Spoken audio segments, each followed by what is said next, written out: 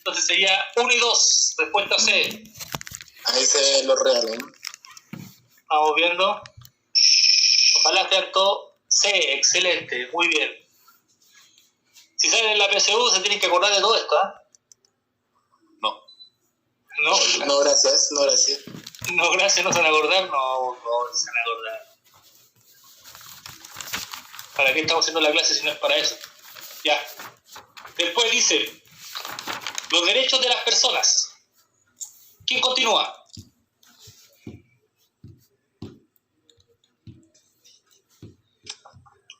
Yo, teacher. Ya, pues anímense. Ya no sé.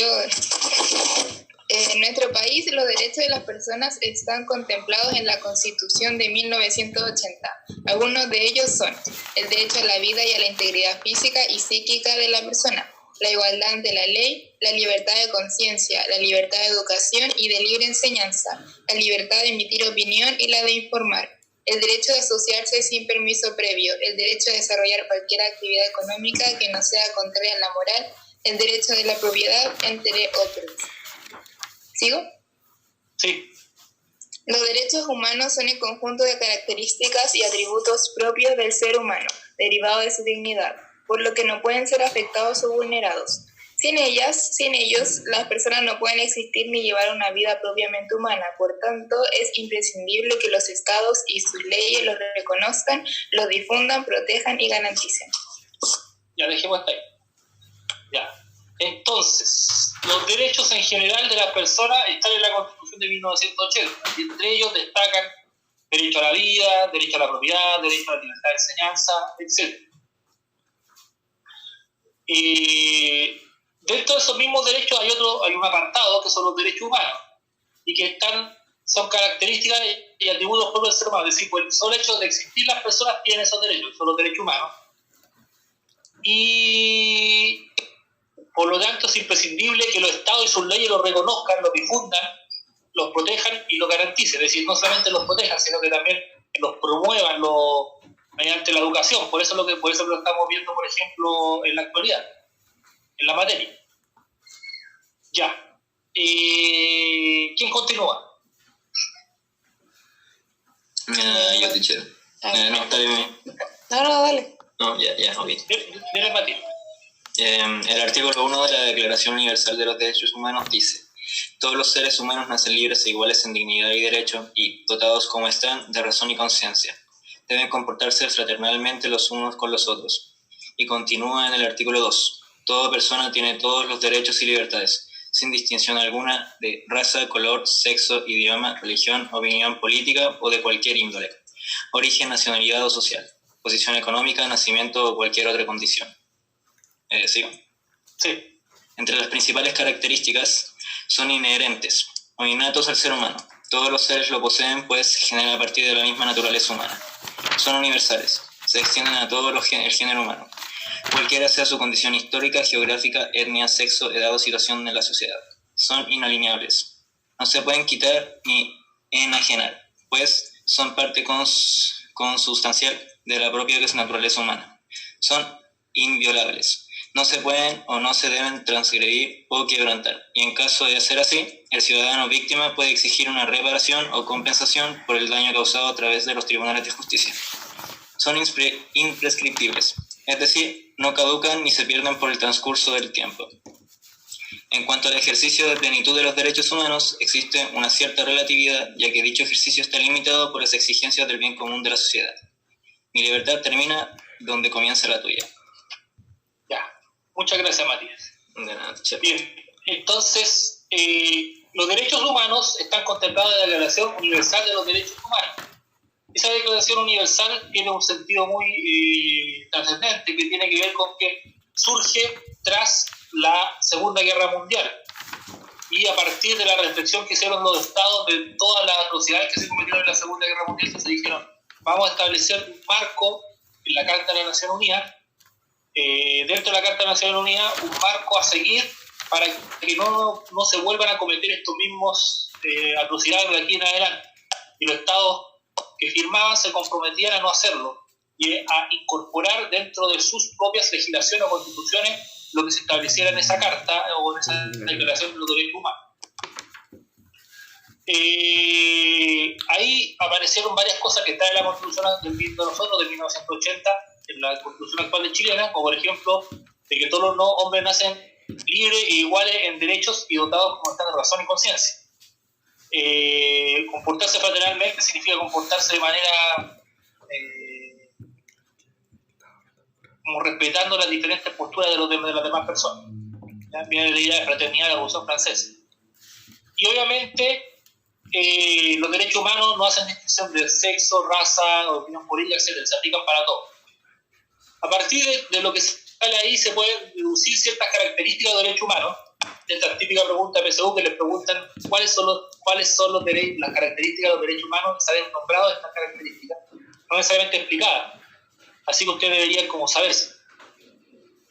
Inherentes, ¿qué significa? Que todos los seres humanos, por el hecho de ser ser humanos, lo tienen. O sea, es inherente al ser humano. Es como, la palabra es como, da a entender que son inseparables del ser humano. Por el solo hecho de ser humano, las personas lo tienen. Eso significa que tienen universales, que se extiende a todo el género humano y por lo tanto no hay diferencia de condición histórica, geográfica, etnia, sexo, raza, todo lo tienen. Son inalienables, que significa que no se te pueden quitar ni enajenar, pues son parte consustancial de la propia naturaleza humana. Por ejemplo, enajenar significa que nadie puede decir, por ejemplo, alguien amanece así como medio, qué sé yo, de mal humor un día y dice, ¿sabes qué? Quiero vender mis derechos humanos. No se puede. ¿Ya? A eso se refiere con que son inalienables. No se pueden enajenar. Son inviolables, tampoco se pueden pasar a llevar o quebrantar, y en caso de que pase eso, el ciudadano víctima puede exigir reparación o compensación a los tribunales de justicia. Es más, en algunos casos, si él considera que en un país reclama ante los tribunales de justicia de su país y no lo toman en cuenta, puede reclamar ante tribunales internacionales. ¿Ya? Y son imprescriptibles, es decir, no caducan ni se pierden por el transcurso del tiempo. Es decir, porque han pasado mucho tiempo, han pasado 20 años desde que pasó algún tema en que pasaba a llevar sus derechos humanos, esos caducan, no, eso no pasa. ¿Ya? En cuanto al ejercicio en plenitud de derechos humanos, existe cierta relatividad, claro, porque siempre los derechos están asociados con los deberes. Es decir, nuestros derechos terminan donde empezamos a pasar a llevar los derechos de los demás. ¿Ya? Ese sería como el límite. ¿Alguna consulta? La Daniela Araneda se le cayó el internet, me dijo que le dijera, que por eso no está. Ah, ya. Pero bueno, suele pasar. A mí me pasó también la otra vez, así que no me acuerdo si fue el subplan con ustedes, fue o no. Pero se me dio el internet también, así que Sí, Tichi. son cosas que pasan. Ya. ¿Quién continúa? Relación con el Estado. Yo continúo. Ya. La Declaración Universal de los Derechos Humanos plantea que los Estados han de comprometerse y garantizar, en cooperación con la Organización de las Naciones Unidas, el respeto universal y efectivo de los derechos y libertades fundamentales del hombre. De tal modo, a los Estados les corresponde reconocer los derechos humanos, declarar y manifestar su existencia y contenido, respetarlos, no infringiendo, sin infringir, los derechos de las personas, ya sea por acción directa o por omisión, garantizarlos, crear las normas legales y condiciones materiales que permitan el ejercicio de los derechos de todas las personas, armonizarlos, es decir, compatibilizar los derechos de unos y otros buscando el bien común, promoverlos, educar a la población en torno a sus derechos, y por último, crear condiciones y adoptar medidas que apuntan al pleno ejercicio de los derechos humanos. Bien. Gracias, Pablo. Entonces, en la Declaración Universal de los Derechos Humanos, ¿qué plantea en cuanto a cómo los deben aplicar los derechos humanos los Estados? Ya. Una vez que los Estados firmaron esa declaración, se comprometen a adaptar su legislación a el garantizar los derechos humanos, y no solamente eso, sino que también promoverlos. ¿Ya? De tal modo que al Estado le corresponde, uno, reconocer que existen derechos humanos, respetarlos, y en este respetarlos hay que destacar que no solamente implica no pasar a llevarlos por acción directa, sino por omisión. Es decir, si por algún omisión significa por no hacer algo. Es decir, si se pasa a llevar los derechos de la persona, los derechos humanos de alguna persona, por no haber hecho algo a tiempo, eso también sería una falta o una especie de delito por parte de la persona que cometió esa omisión, o el Estado puede haber sido el que cometió esa omisión. ¿Ya? Garantizarlo en el sentido de que se tienen que crear normas legales y materiales para que esos ejercicios los derechos humanos puedan ejercerlo todas las personas. Armonizarlo, es decir, compatibilizar los derechos de uno y de otros. Ahí reingresó Daniela. Y promoverlos, y eso mediante la educación. Por eso que nosotros estamos viendo ahora, en sexto básico también hay un apartado donde se pasan los derechos humanos, ahora en el nuevo curso de educación ciudadana, en tercero también se está haciendo, etc. Y por otro lado, crear condiciones para que apunten al pleno ejercicio de estos derechos. Ya. Continuamos. Pregunta. Aquí me ayudan todos. Los derechos humanos resguardados por la Constitución y la ley tienen una serie de cualidades, como por ejemplo, ser 1. Inviolables. Sí. 2. Imprescriptibles. Sí. 3. Inalienables. Sí. Muy bien. Entonces, 3 sería la respuesta E. Sí, teacher, esta era la E. Perfecto, la E. Excelente, aplauso para todos ustedes. Están emocionados, ¿eh? Ya, va, sigamos. Hay otra característica que la pueden agregar ustedes en su cuaderno, que no aparece ahí, que son indivisibles. Parece que no salía esa. Indivisibles. Sí. Es decir, no es que yo diga, ¿saben qué? Voy a respetar unos derechos humanos y los otros no. Se respetan todos en su conjunto. ¿Se entiende? Nadie puede decir, ¿sabes qué? Yo te respeto tu derecho a la vida, pero no te respeto tu derecho a la libre expresión. No. Tiene que respetar ambos. No, yo creo que son divisibles. ¿Usted cree que no? No, pero son indivisibles. Eso es otro. ¿Ya? Indivisibles. Ok. Entonces, aquí hay un cuadro síntesis que dice así: los derechos son un conjunto de principios jurídicos que encierran los valores básicos de la mentalidad del sujeto moderno, que pueden dividirse en derechos civiles, derechos políticos, derechos sociales y derechos de los pueblos. Entre los derechos civiles está el derecho a la vida, a la integridad física y psíquica, a la igualdad ante la ley, la igualdad ante la justicia, la igual protección de la ley y el ejercicio de los derechos. ¿Ya? Pero son civiles. Los derechos civiles son todos los derechos que tienen que ver con la vida de la persona, con la libertad y con la propiedad también. Derechos políticos, todo lo que tiene que ver con el voto, sufragio, optar a cargos de elección popular también y organizar partidos políticos. También están los derechos sociales, que tienen que ver obviamente con la protección a la salud, la educación, la libertad de enseñanza, la libertad de trabajo, y los derechos de los pueblos, que son a vivir en un ambiente libre de contaminación. Todos estos derechos están resguardados por acuerdos internacionales firmados por Chile.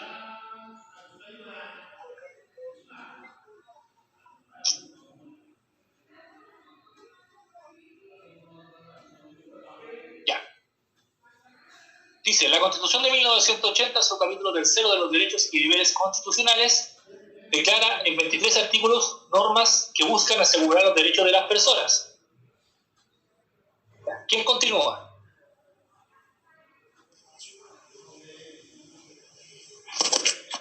Yo, teacher. Ya. Para garantizar. Sí, para garantizar. Para garantizar los derechos de las personas, existen diversos procedimientos legales a los cuales toda persona, tanto natural como jurídica, puede recurrir. Entre los recursos que se interponen en los tribunales de justicia competentes están el recurso de amparo o habeas corpus del latín, que tengas tu cuerpo, que seas dueño de tu persona. Es un medio de defensa legal cuando la libertad personal es limitada. Cualquier persona puede interponer ese recurso, sea o no el afectado. 2. El recurso de protección busca la protección jurídica a diversos derechos constitucionales que no contempla el recurso de amparo. La persona que interpone este recurso puede ser natural o jurídica, pública o privada, e incluso un colectivo sin personería jurídica. En el plano internacional existe la Comisión de Derechos Humanos de la Organización de Estados Americanos, la Corte Interamericana de Derechos Humanos, la Corte Europea de Derechos Humanos, entre otros. Gracias, Rocío. Aquí vamos a explicar estos dos sistemas. Para garantizar los derechos de las personas existen procedimientos legales, tanto para personas naturales como jurídicas. Persona jurídica puede ser una institución, una empresa, etc. Y que pueden interponer en tribunales de justicia los siguientes recursos. Primero, habeas corpus o recurso de amparo, que, resumiendo lo que sale ahí, es uno cuando ha sido detenido. Uno considera que la detención, por ejemplo, una persona es detenida, bueno, por ejemplo, si yo fuese detenido, cualquier cosa, y yo considero que mi detención es ilegal, yo puedo presentar un recurso de amparo. Y ahí el juez verá si es así o si no es así. Si considera que yo tengo razón, que mi detención fue ilegal, me deja libre. ¿Se entiende? Para eso sirve el recurso de amparo. Se puede interponer la persona que es afectada y también si la persona que no es afectada también puede hacer. Dígame. ¿Alguien me ha consultado? ¿No? Ya. Continúo. El recurso de protección trata de dar protección jurídica por los derechos que no contempla el recurso de amparo. Y también las personas que pueden presentarlo puede ser una persona natural o jurídica, pública o privada, incluso un colectivo sin personalidad jurídica. Aquí los recursos de protección se amplía el rango de acción. Entonces no solamente aquí no tiene que ver con las detenciones ilegales, sino que también un recurso de protección puede interponerse por omisión. Por ejemplo, en el caso de lo que pasó en Quintero, los habitantes de Quintero, no sé si ustedes vieron la noticia, ellos presentaron un recurso de protección contra el Estado. Y eso fue por omisión, es decir, porque el Estado no hizo lo suficiente para fiscalizar, según ellos, a las empresas que se instalaron en la zona y por eso el problema de contaminación. ¿Se entiende? Sí. ¿Sí? Ok. Ya, en el plano internacional existen una serie de organizaciones que resguardan los derechos humanos, como la Comisión de Derechos Humanos de la Organización del Estado Americano, la Corte Interamericana, la Corte Europea de Derechos Humanos, entre otras. Aquí vamos a ver un gráfico de la participación. La participación puede ser comunitaria, política o sindical. Comunitaria, que son los centros de madres, clubes deportivos, agrupaciones de mujeres, juntas de vecinos. Ya algo de esto lo hemos visto en la materia pasada, así que lo vamos a pasar rápido. Participación política se considera la forma de participación más relevante y probablemente la más tradicional. Y también está la forma sindical o gremial, que es sindicato, gremio empresarial o centros de alumnos. Los partidos políticos son asociaciones cuyo objetivo es la conquista del poder político dentro de una comunidad. Y son como la organización intermedia, ¿cierto? Que media entre el ciudadano y el gobierno. En el ámbito electoral, ¿cómo uno puede participar en términos políticos? Sufragando para elegir presidente de la República, parlamentario, alcalde y concejales. Y en los registros electorales, para inscribirse necesarios el ciudadano. Otorga el derecho a sufragio y el sufragio secreto personal obligatorio para los inscritos. Esto ya no corre. Ya está desactualizado, colóquenle. Porque ahora no es necesario inscribirse. La inscripción es automática y el voto es voluntario. El sufragio es secreto personal obligatorio para todas las personas que van a votar. ¿Ya? Ejercen ese derecho. Bien. Voy a pasar la lista y vamos a dejar hasta aquí la clase de hoy. Porque nos queda muy poquito tiempo. Chao, teacher. Chao. No. Gracias, teacher. No, o sea, ya, dejo de compartir. Ya,